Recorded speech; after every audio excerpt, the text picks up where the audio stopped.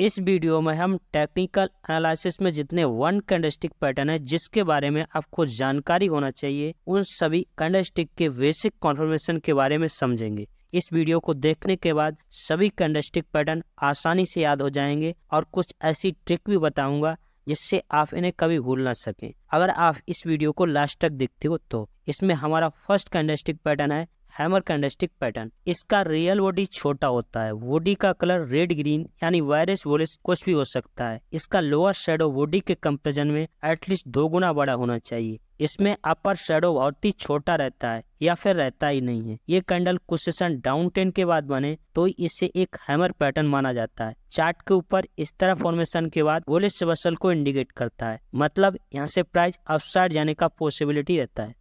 Hanging man candlestick pattern, इस pattern का formation hammer pattern जैसा ही सेम है। इसको हैमर पैटर्न से अलग करता है इसके बनने का पोजीशन। जैसे हैमर पैटर्न कुछ सेशन डाउन ट्रेंड के बाद बन रहा था, वैसे ही हैंगिंग मैन कुछ सेशन अप ट्रेंड के बाद बने तो ही इसे एक perfect hanging man candlestick pattern माना जाता है। चार्ट के ऊपर इस तरह फॉर्मेशन के बाद वायरस रिवर्सल को इंडिकेट करता है, मतलब यहाँ से प्राइस डाउन साइड जाने का पॉसिबिलिटी रहता है।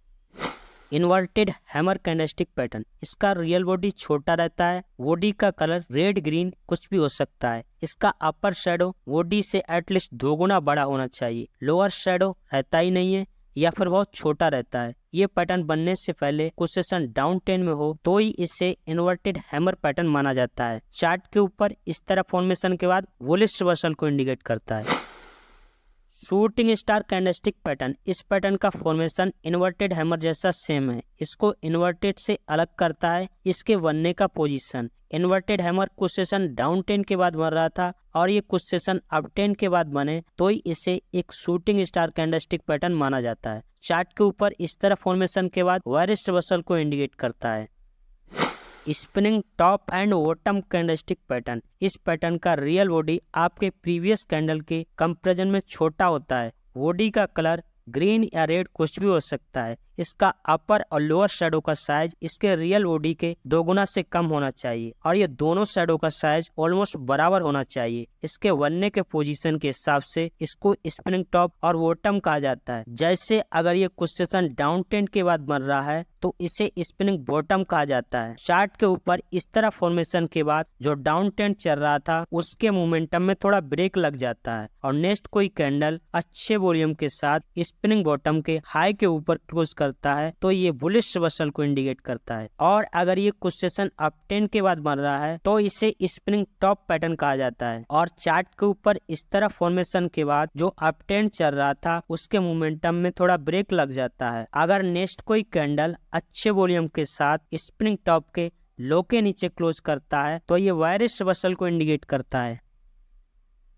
हाईवे कैंडलस्टिक पैटर्न, इस पैटर्न का formation spinning top and bottom जैसा ही है। इसको स्पिनिंग टॉप एंड बॉटम से डिफरेंशिएट करता है इसका अपर और lower shadow. Spinning top and bottom में अपर और लोअर शेडो रियल बॉडी के 2 गुना से कम होना चाहिए और हाईवे पैटर्न में 2 गुना से ज्यादा होना चाहिए। ये पैटर्न अगर बॉटम में बन रहा है तो इसका इंटरप्रिटेशन स्पिनिंग बॉटम जैसा होगा और अगर ये पैटर्न टॉप में बन रहा है तो इसका इंटरप्रिटेशन स्पिनिंग टॉप जैसा होगा।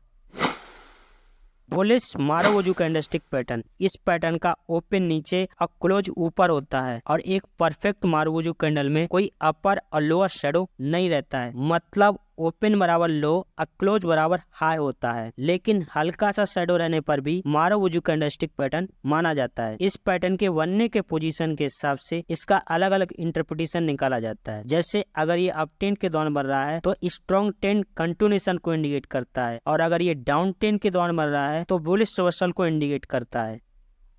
वायरस मारुवोजू कैंडलस्टिक पैटर्न, इस पैटर्न का ओपन ऊपर और क्लोज नीचे रहता है और एक परफेक्ट मारुवोजू कैंडलस्टिक पैटर्न में कोई अपर और लोअर शेडो नहीं रहता है, मतलब ओपन बराबर हाई और क्लोज बराबर लो होता है। लेकिन प्रैक्टिकली हल्का सा अपर और लोअर शेडो रहने पर भी वायरस मारुवोजू कैंडलस्टिक पैटर्न माना जाता है। इस पैटर्न के बनने के पोजीशन के हिसाब से इसका अलग अलग इंटरप्रिटेशन निकाला जाता है। जैसे अगर ये डाउन ट्रेंड के दौरान बन रहा है तो स्ट्रॉन्ग ट्रेंड कंटिन्यूएशन को इंडिकेट करता है और अगर ये अप ट्रेंड के दौरान बन रहा है तो वायरस रिवर्सल को इंडिकेट करता है। Bullish well told candlestick pattern, इसका ओपन नीचे और क्लोज ऊपर रहता है। इसमें लोअर शैडो नहीं रहता है। अपर शैडो बूटी के कंपैरिजन में छोटा सा रहता है और ये पैटर्न वनने के पोजीशन के हिसाब से बुलिश मारुति जैसा सेम इंटरप्रिटेशन निकाला जाता है। Bearish well told candlestick pattern, इसका ओपन ऊपर और क्लोज नीचे रहता है। इसमें अपर शैडो नहीं होता है। लोअर शैडो बॉडी के कंपैरिजन में छोटा सा यानी 5% रहता है और ये पैटर्न वनने के पोजीशन के हिसाब से बेयरिश मारुति जैसा सेम इंटरप्रिटेशन निकाला जाता है।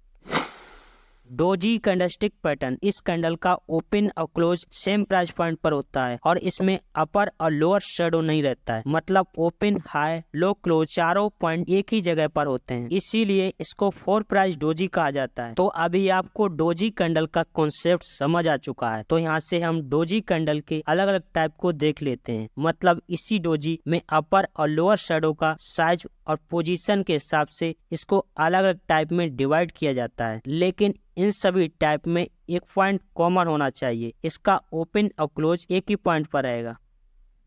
स्टैंडर्ड डोजी कैंडलस्टिक पैटर्न, इसका ओपन और क्लोज सेम प्राइस पॉइंट पर होता है। इसका अपर और लोअर शैडो छोटा सा रहता है एंड ऑलमोस्ट साइज में इक्वल होता है। इस पैटर्न के बनने के पोजीशन के हिसाब से इसका इंटरप्रिटेशन निकाला जाता है। जैसे अगर ये डाउन ट्रेंड के दौरान बढ़ रहा है तो जो डाउन ट्रेंड चल रहा था उसके मोमेंटम में थोड़ा ब्रेक लग जाता है और नेक्स्ट कोई कैंडल हाई वॉल्यूम के साथ इसके हाई के ऊपर क्लोज करने पर बुलिश रिवर्सल को इंडिकेट करता है। और अगर ये अप ट्रेंड के दौरान बनता है तो जो अप ट्रेंड चल रहा था उसके मोमेंटम में थोड़ा ब्रेक लग जाता है। फिर कोई नेक्स्ट कैंडल हाई वॉल्यूम के साथ इसके लो के नीचे क्लोज करने पर बेयरिश रिवर्सल को इंडिकेट करता है।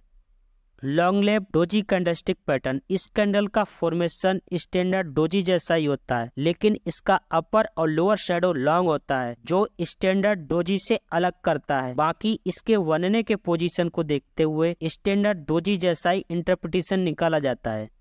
ड्रैगनफ्लाई डोजी कैंडलस्टिक पैटर्न, इस पैटर्न का ओपन और क्लोज सेम प्राइस पॉइंट पर होता है। इसका लोअर शैडो रहता है और अपर शैडो नहीं रहता है। ये अगर डाउन ट्रेंड के दौरान बढ़ रहा है तो बुलिश रिवर्सल को इंडिकेट करता है और अगर ये अप ट्रेंड के दौरान बनता है तो बेयरिश रिवर्सल को इंडिकेट करता है। ग्रेवस्टोन डोजी कैंडलस्टिक पैटर्न, सभी डोजी की तरह इसका ओपन और क्लोज सेम प्राइस पॉइंट पर होता है। इसका अपर शैडो रहता है और लोअर शैडो नहीं रहता है। ये अगर डाउन ट्रेंड के दौरान बनता है तो बुलिश रिवर्सल को इंडिकेट करता है और अगर ये अप ट्रेंड के दौरान बनता है तो बेयरिश रिवर्सल को इंडिकेट करता है। तो जितना भी आपको वन कैंडलस्टिक पैटर्न के बारे में जानकारी होना चाहिए वो आपको इस वीडियो में मिल गया। और अगर आपको इस वीडियो की तरह ऑल 2 कैंडलस्टिक पैटर्न का वीडियो चाहिए तो कमेंट सेक्शन में जरूर लिखिएगा। इस वीडियो में अगर आपको कुछ सीखने को मिला तो लाइक जरूर करिएगा। अगर आप हमारे चैनल पे फर्स्ट टाइम विजिट कर रहे हैं तो चैनल को जरूर सब्सक्राइब कर लीजिएगा।